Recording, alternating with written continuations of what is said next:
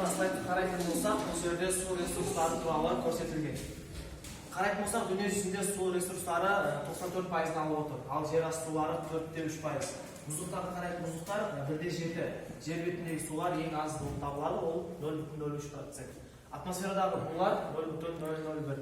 Ал енді табиғи суларға келетін болсақ, тұщы су 2%, минералданған және тұзды сулар 98% алады.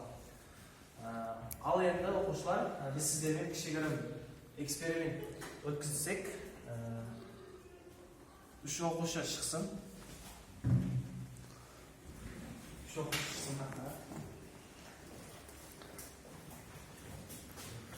Бұл жерде судың үш түрі берілген. Қазір бір-біріне алып қалағанда. Енді суды ішіңдер. Кішкене ішеміз. Кімге қандай су түрі? Сендер? Енді иісі қандай? Иісі бар ма? Жоқ. Мен көріп тұрғандарында судың үш күйі бар. Газды, қатты және сұйық.